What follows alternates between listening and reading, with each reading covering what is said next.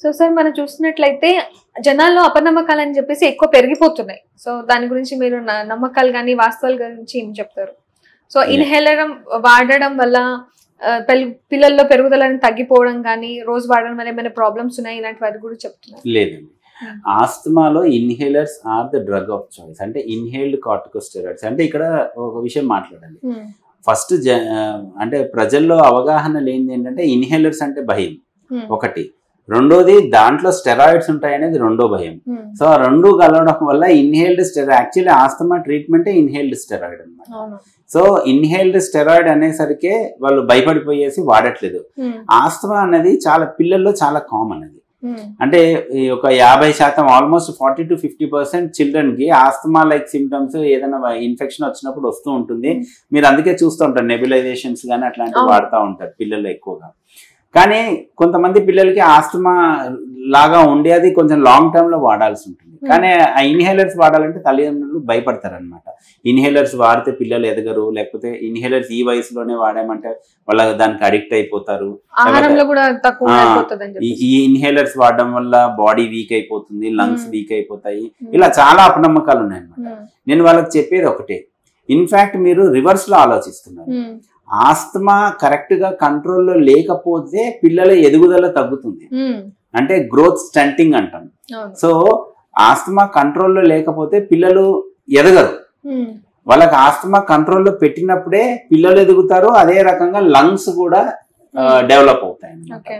So ఎందుకంటే మనకి పుట్టిన లంగ్స్ అన్నది ఆల్మోస్ట్ అంటే చిన్నపిల్లల్లో అని అనుకోకుండా ఆల్మోస్ట్ లైక్ టీనేజ్ వరకు కూడా లంగ్ గ్రోత్ అనేది ఉండనే ఉంటుంది. మేల్స్ లో అబ్బాయిల్లో అయితే ఆల్మోస్ట్ ఈ 20 years వరకు కూడా లంగ్స్ గ్రోత్ ఉంటుంది అనమాట. అంటే సో పర్టికులర్ ఏజ్ అనేది ఉంటుందా సార్, లేకపోతే ఎవరికైనా? అంటే 5-6 years లోపల మాక్సిమం గ్రోత్ వస్తుంది, దాని తర్వాత కూడా లంగ్ ఇంప్రూవ్మెంట్ అనేది ఉంటుంది అనమాట. సో అందుకని ఆస్తమాని కంట్రోల్లో పెట్టడం అనేది చాలా చాలా చాలా ఇంపార్టెంట్. ఆ ఎదుగుదల ఉండదు, లంగ్స్ కూడా అంత మెచ్యూర్ అవ్వవు, లంగ్ కెపాసిటీ కూడా అంతవరకు రాదు ఆస్తమాని కంట్రోల్లో పెట్టకపోతే. అండ్ దానివల్ల ఏంటంటే పిల్లల ఎదుగుదల కూడా తగ్గుతుంది అనమాట. సో ఇన్హేలర్స్ వాడడం వల్ల పిల్లల్లో ఎదుగుదల తగ్గుతుంది అనేది చాలా అవాస్తవం. ఇన్ఫాక్ట్ రివర్స్ అది. ఆస్తమా కంట్రోల్లో లేకపోతేనే పిల్లల ఎదుగుదల తగ్గుతుంది. రెండోది ఇన్హేల్డ్ స్టెరాయిడ్స్ అనేది ఆస్తమా ట్రీట్మెంట్. సో మనం స్టెరాయిడ్స్ ఇస్తున్నాం కాబట్టి దాని సైడ్ ఎఫెక్ట్స్ ఉన్నాయని అంటారు, బట్ మనం ఇన్హలేషన్ లో ఇచ్చే స్టెరాయిడ్స్ చాలా చాలా చాలా తక్కువ డోస్ అనమాట. అంటే ఇప్పుడు ఇన్హేలర్స్ ఇవ్వడం వల్ల ఏమవుతుందంటే టార్గెటెడ్ డ్రగ్ డెలివరీ అంటాం. అంటే ఆ డ్రగ్ ఎక్కడైతే ప్రాబ్లం ఉందో అక్కడికే వెళ్తుంది. అంటే లంగ్స్ లో మనకి ఆస్తమా ఉంది కాబట్టి ఆ లంగ్స్ లోనే వెళ్తుంది, అది లోకల్ గానే యాక్ట్ చేస్తుంది, వేరే ఆర్గన్స్ మీద దాని సైడ్ ఎఫెక్ట్స్ ఏమీ ఉండవు అనమాట. సో దానివల్ల సైడ్ ఎఫెక్ట్స్ తక్కువ. సో ఇదే ఎఫెక్ట్ రావడానికి నేను అదే స్టెరాయిడ్ ని టాబ్లెట్ రూపంలో ఇవ్వాలంటే నేను 1000 రెట్లు ఎక్కువ డోస్ ఇవ్వాలి, 1000 times ఎక్కువ డోస్ ఇవ్వాలి. అప్పుడు సైడ్ ఎఫెక్ట్స్ దేంతో ఎక్కువ ఉంటుంది? టాబ్లెట్ ఫామ్ తోనే యాక్చువల్లీ సైడ్ ఎఫెక్ట్స్ చాలా ఎక్కువ ఉంటాయి. ఇన్హేల్డ్ ఫార్మ్స్ లో మనం ఇచ్చేది చాలా చాలా చాలా లో డోస్, అది ఓన్లీ లోకల్ ఎఫెక్టే ఉంటుంది. అండ్ దానివల్ల వేరే సైడ్ ఎఫెక్ట్స్ ఏమీ రావు. జీవితాంతం మనం ఆ ఇన్హేలర్స్ వాడినా కూడా స్టెరాయిడ్ ఇన్హేలర్స్ దానివల్ల ఎట్లాంటి నష్టము ఉండదు. సో ఇప్పుడు ఆస్తమా అనేది అంటువ్యాధియా, లేకపోతే ఇంకొకరి నుంచి మరొకరికి వచ్చే అవకాశాలు ఏమైనా ఉన్నాయా? లేదండి, ఆస్తమా అన్నది అంటువ్యాధి కాదు. ఆస్తమా అన్నది చెప్పాను కదా, ఎయిర్వే ఇన్ఫ్లమేషన్ ఉండాలి. ఆ ఎయిర్వే ఇన్ఫ్లమేషన్ అనేది జెనెటిక్ గా ఉంటుంది. సో ఇన్ఫాక్ట్ ఫ్యామిలీస్ లో ఆస్తమా రన్ అవ్వచ్చు. అంటే ఇప్పుడు తల్లిదండ్రులకు ఆస్తమా ఉంటే పిల్లలకి ఆస్తమా వచ్చే ఖచ్చితంగా వస్తుందని కాదు, కానీ వచ్చే అవకాశం ఎక్కువ అనమాట. జెనెటికల్ రీజన్ వల్ల రావచ్చు కానీ, బట్ ఇప్పుడు పక్క పిల్లోడికి ఆస్తమా ఉంది కాబట్టి మా పిల్లోడికి వస్తుంది అంటే అలా రాదు, అది అట్లా అది ఇన్ఫెక్షన్స్ కాదు అది. సో ఆస్తమా అన్నది ఎప్పుడు కూడా అంటువ్యాధి కాదు. సార్ ఆస్తమాని ఎలా నిర్ధారిస్తారు సార్? ఇప్పుడు ఆస్తమాని నిర్ధారించడం అంటే ఫస్ట్ సిమ్టమ్స్. చాలా మందికి ఉండే సిమ్టమ్, కామన్ ఆస్తమాలో ఉండే సిమ్టమ్ ఏంటి? దగ్గు, ఆయాసం, పిల్లి కూతలు, కఫం రావడము అండ్ చెస్ట్ టైట్నెస్ అంటాం. అండ్ ఇవన్నీ కామన్ సిమ్టమ్స్ ఉంటాయి అన్నమాట. అండ్ రెండోది ఏంటంటే సీజనల్ వేరియేషన్ అంటాం. అంటే చలికాలంలో ఎక్కువగా ఉంటుంది, వర్షాకాలంలో ఎక్కువగా ఉంటుంది, ఎండాకాలం వచ్చేసరికి కొంచెం బెటర్ అవుతుంది. సో ఈ రకంగా సీజనల్ వేరియేషన్ ఉంటుంది అనమాట ఆస్తమాలో. సో సిమ్టమ్ వైజ్ మనం ఆస్తమాని గుర్తుపట్టడం కూడా ఈజీనే. దాన్ని కన్ఫర్మ్ చేయాలి అంటే కొన్ని టెస్టులు చేసుకుంటాం అనమాట. లైక్ చెస్ట్ ఎక్స్రే కానీ, అలర్జీ ఆస్తమా అనుకున్నప్పుడు మనము బ్లడ్ టెస్ట్ కొన్ని చేసుకుంటాం, ఈసినోఫిల్ కౌంట్ అని చేసుకుంటాము, అండ్ ఐజీ లెవెల్స్ అని చేస్తాము. బట్ ఆస్తమా ఉందా లేదా అనేది ప్రత్యేకంగా నిర్ధారణ పిఎఫ్టీలో తెలుస్తుంది అనమాట, పల్మనరీ ఫంక్షన్ టెస్ట్ అంటాము. ఇప్పుడు కొత్తగా చాలా రకాల టెస్ట్లు కూడా వచ్చాయి, లైక్ ఫీనో అంటాం, అంటే fractional excretion of nitric oxide అనేసి, అండ్ FOT అనేసి. సో రకరకాల టెస్ట్లు ఉన్నాయి. సో ఆస్తమాని నిర్ధారించడం అనేది కష్టమైన విషయం ఏమీ కాదు, సింపుల్ టెస్ట్లు చేయడం వల్లనే నిర్ధారణ అయిపోతుంది. ప్రాబ్లం ఎక్కడ వస్తుందంటే ట్రీట్మెంట్ సరిగ్గా తీసుకోవడం, అక్కడే మనకి ఇది వస్తుంది. సో నిర్ధారణలో ఏ ప్రాబ్లం ఉండదు, కానీ ట్రీట్మెంట్ తీసుకోకపోవడం వల్లనే problem. And effective treatment available ఉన్నా కూడా వాళ్ళ అపోహలతోనే తీసుకోకుండా ఉండడం అనేది మెయిన్ ప్రాబ్లం ఆస్తమాలో. Only 5% of asthma severe asthma ఉంటుంది. ఆ 5% ఆస్తమాని వదిలేస్తే 95% asthma easily controllable asthma. So ఇప్పుడు జనాల్లో ఇప్పుడు అవగాహన లేదు కాబట్టి వాళ్ళు ప్రాపర్ ట్రీట్మెంట్ తీసుకోవట్లేదా, లేకపోతే ఇన్స్టెంట్ గా రిలీఫ్ వస్తుంది కదా ఇన్హేలర్స్ వాడడం వల్ల, సో అందుకనే సరే తగ్గింది కదా అని లైట్ తీసుకుంటున్నారు? Very good question. ఇక్కడ ఇన్హేలర్స్ లో 2 రకాలు ఉంటాయి. ఒకటేమో ప్రివెంటర్ అంటాం, రెండోదేమో రిలీవర్ అంటాం.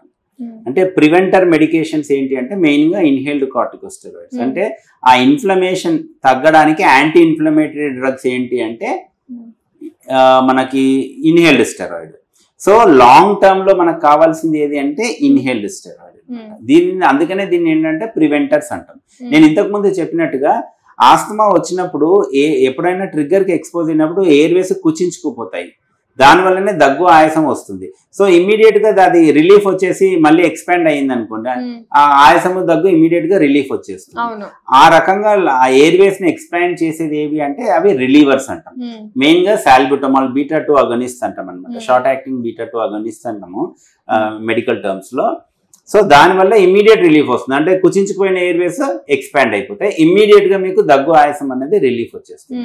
సో చాలా మంది ఏం చేస్తారంటే over usage of these relievers ఉంటుంది. ఇప్పుడు మనకి ఎలా అంటే, ఇప్పుడు మీకు అంటే ఒక ఎగ్జాంపుల్ లాగా చెప్తున్నాను అర్థమయ్యేదానికి, కుండకి చిల్లు పడింది, నీళ్లు కారిపోతున్నాయి అనుకోండి, మనం ఏం చేయాలి? ఆ చిల్లుని ముయ్యాలి, అంటే కాజ్ ని ట్రీట్ చేయాలి. నీళ్లు కారిపోతున్నాయని నీళ్ళని తుడుస్తా ఉన్నాం అనుకోండి, సో అక్కడ కాజ్ ఎక్కడికి పోదు, కాజ్ అలానే ఉంటుంది, మీరు ఎన్ని నీళ్లు పోసినా కూడా అవి కారిపోతూనే ఉంటాయి. సో ఇన్హేలర్ రిలీవర్ తీసుకోవడం అనేది ఆ రకంగా అనమాట. మనం కాజ్ ని ట్రీట్ చేయాలి. ఆ కాజ్ ఏంటి? Airway inflammation. So long term లో ప్రివెంటర్ మెడికేషన్స్ అంటే ఇన్హేల్డ్ స్టెరాయిడ్స్ వాడాలి. రిలీవర్ మెడికేషన్స్ అనేవి ఏంటంటే immediate effect. For example attack వచ్చింది, ఇమ్మీడియట్ గా మీకు రిలీఫ్ కావాలి, అట్లాంటప్పుడు ఇన్హేలర్స్ వాడతాయి, అది ప్రివెంటర్స్ రిలీవర్స్ తీసుకుంటాం. కానీ ఓవర్ యూసేజ్ ఆఫ్ రిలీవర్స్ వల్ల ఏమవుతుందంటే ఆ ఇన్ఫ్లమేషన్ ఎక్కడికి పోదు, ఇన్ఫాక్ట్ అది ఎక్కువ అయిపోయేసి వాళ్ళకి నెక్స్ట్ అటాక్స్ అనేవి ఇంకా సివియర్ గా అవుతాయి. So over usage of relievers వల్ల డెత్ కూడా అయ్యే ఛాన్స్ ఉంటుంది సివియర్ అటాక్ వచ్చి. సో అందుకనే మీ పల్మనాలజిస్ట్ ని కన్సల్ట్ అయ్యి రెగ్యులర్ గా మీరు ఇన్హేల్డ్ కార్టికోస్టెరాయిడ్స్ వాడాలి. ఆయన చెప్పినట్టుగానే దాని ప్రకారంగా ఆయన ఒక పద్ధతి ప్రకారంగా తగ్గిస్తూ ఉంటారు అనమాట. మీ ఎంతకు మీరు ఇన్హేలర్స్ ఆపకూడదు. అండ్ రిలీవర్సే ఈజీగా ఉన్నాయి కదా అని రిలీవర్సే ఓవర్ యూజ్ చేశారంటే దానివల్ల నెక్స్ట్ చాలా ప్రాబ్లమ్స్ ఫేస్ చేస్తారు అనమాట. సో ఇప్పుడు మనకి దీంట్లో స్టేజెస్ కూడా ఉంటాయా సార్? ఏమైనా లైక్ స్టార్టింగ్ స్టేజెస్ అన్నట్టు ఏమైనా ఉంటాయా? ఆస్తమాలో స్టేజెస్ అంటూ ఏమి ఉండవు. ఆస్తమా అటాక్ వచ్చిందంటే అది అంటే లెవెల్స్ ఉంటాయి కదా, ఇప్పుడు తగ్గొచ్చింది, నెక్స్ట్ టైం ఎక్కువ అవుతుంది, సివియర్ అటాక్ అయింది అంటే అక్యూట్ సివియర్ ఆస్తమా అంటాం ఒకటి. అక్యూట్ సివియర్ ఆస్తమా అంటే సివియర్ ఆస్తమా అటాక్ రావడం అనమాట. ఆ రకంగా కూడా చాలా మంది మొదటిసారి అట్లా ప్రెసెంట్ అయ్యే ఛాన్స్ ఉంది. అక్యూట్ సివియర్ ఆస్తమా అనేది అది ఆల్ టుగెదర్ డిఫరెంట్ సబ్జెక్ట్. అది ఏంటంటే వాళ్ళకి అప్పటికప్పుడు రిలీఫ్ ఇంపార్టెంట్, ఆ రిలీఫ్ ఇవ్వకపోతే ఈవెన్ చనిపోయే అవకాశం కూడా ఉంటుంది. అప్పుడు మనం ఐవీ స్టెరాయిడ్స్ ఇస్తాము, నెబ్యులైజేషన్స్ ఇస్తాము, అండ్ వేరే మెడికేషన్స్ అన్ని ఇస్తాము, అవసరమైతే ఆక్సిజన్ ఇస్తాము. సో దాంతోనే ఆ రిలీఫ్ ఇమీడియట్, అప్పుడు ఏంటంటే immediate relief important. Immediate relief వచ్చాక లాంగ్ టర్మ్ ఇన్హేల్డ్ స్టెరాయిడ్స్ అనేది కంటిన్యూ చేయాలి. ఇప్పుడు నెబులైజేషన్ కూడా పెద్దగా దానికి కూడా సైడ్ ఎఫెక్ట్స్ ఉన్నాయని చెప్పేసి కూడా చెప్తున్నారు సార్, లైక్ అది యూజ్ చేయడం వల్ల. నెబ్యులైజేషన్స్ అంటే ఇవే మెడికేషన్స్ నెబ్యులైజేషన్ రూపంలో ఇస్తాము. సైడ్ ఎఫెక్ట్స్ అన్నవి చాలా మినిమల్ ఉంటాయి. అది ఏమి దాన్ని మనం పెద్దగా కన్సిడర్ చేయలేము దాన్ని, అంటే ఒక సైడ్ ఎఫెక్ట్ అన్నట్టుగా కన్సిడర్ చేయలేము. సో దాని గురించి మనం side effects of these inhalers and nebulisation మనం పెద్దగా పట్టించుకోవాల్సిన అవసరం లేదు. ఒకవేళ సైడ్ ఎఫెక్ట్స్ ఉన్నా కూడా చాలా చిన్న సైడ్ ఎఫెక్ట్స్ ఉంటాయి, minimal and temporary side effects ఉంటాయి. అవి మీరు డాక్టర్ గారి దగ్గరికి రెగ్యులర్ గా వెళ్తే they will take care of those things. ఇప్పుడు ఏ మెడికేషన్ అయినా కూడా సైడ్ ఎఫెక్ట్స్ అన్న ఉంటాయి, కాకపోతే మనం రిస్క్ బెనిఫిట్ రేషియో తీసుకోవాలి. దీంట్లో రిస్క్ 0.01% రిస్క్ ఉంటే 99.9% లాభం ఉంటుంది. మనం ఆ 0.01 రిస్క్ ను చూసి ఈ 99.99% లాభాన్ని వదిలేస్తే పిచ్చోళ్ళం అనమాట. సో ఇన్హేలర్స్ అనే దానివల్ల సైడ్ ఎఫెక్ట్స్ మీద పెద్దగా వరి అవ్వాల్సినంత సైడ్ ఎఫెక్ట్స్ రావు. ఓకే. సో ఆస్తమా అనేది అటాక్ అవ్వడం కానీ రావడం కానీ ఇన్స్టెంట్ రిలీఫ్ తీసుకోకుండా అవగాహన తెచ్చుకొని మన పల్మనాలజిస్ట్ ని కన్సల్ట్ అయితే బెటర్ ట్రీట్మెంట్ తీసుకోవచ్చు అని చెప్పేసి మనం ఈ వీడియో ద్వారా చెప్తున్నాం. Thank you so much sir. Thank you.